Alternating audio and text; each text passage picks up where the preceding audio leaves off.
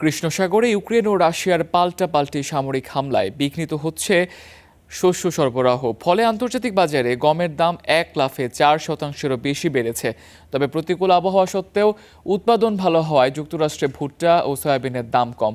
এছাড়াও বিশ্ববাজারে cocoa, coffee ও চিনির দাম ঊর্ধ্বমুখী। কৃষ্ণসাগরীয় নতুন সামরিক উত্তেজনা ও বৈরী আবহাওয়ার জেরে আন্তর্জাতিক খাদ্যপণ্য ও কৃষিপণ্যের বাজারে বড় ধরনের অস্থিরতা তৈরি হয়েছে। সম্প্রতি আন্তর্জাতিক খাদ্য নিরাপত্তার জন্য গুরুত্বপূর্ণ আজভ সাগরে শস্য পরিবহনকারী রুশ জাহাজে ইউক্রেনের ড্রোন হামলা এবং এর জবাবে ইউক্রেনের কৃষ্ণসাগরের বিভিন্ন বন্দরে রাশিয়ার পাল্টা হামলার কারণে ওই অঞ্চলে খাদ্যশস্য রপ্তানির রুট চরম ঝুঁকিতে পড়েছে।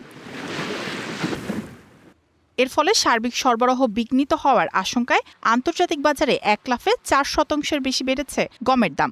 বিশ্লেষকরা সতর্ক করছেন যে শস্য পরিবহনকারী নৌপথে এ ধরনের কঠোর নিষেধাজ্ঞা ও সামরিক সংঘাত দীর্ঘায়িত হলে বিশ্বজুড়ে গম সরবরাহে মারাত্মক ঘাটতি দেখা দিতে পারে।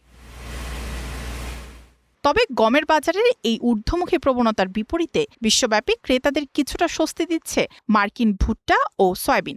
উৎপাদন বৃদ্ধির অনুমানের ওপর ভর করে আন্তর্জাতিক বাজারে সয়াবিনের দাম 0.6% কমে বুশেল প্রতি $11.87 এবং ভুট্টার দাম 1.2% কমে বুশেল প্রতি $4.57 নেমে এসেছে।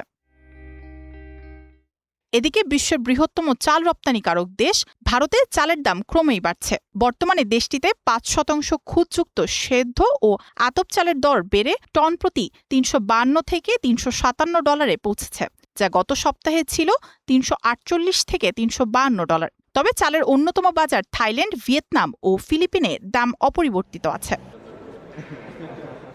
অন্যদিকে খাদ্যশস্যের পাশাপাশি উত্তর আমেরিকা ও এশিয়ার প্রক্রিয়াজাতকরণ বৃদ্ধি এবং সরবরাহ সংকটের কারণে কোকো, কফি ও চিনির বাজারেও তীব্র ঊর্ধ্বমুখী। নিউ ইয়র্ক ও লন্ডনের বাজারে কোকোর দাম 5 থেকে 6% পর্যন্ত বেড়েছে।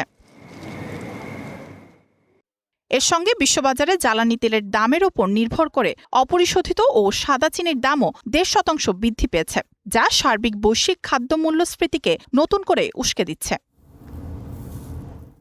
মায়াশিকা রহমান, স্টার নিউজ।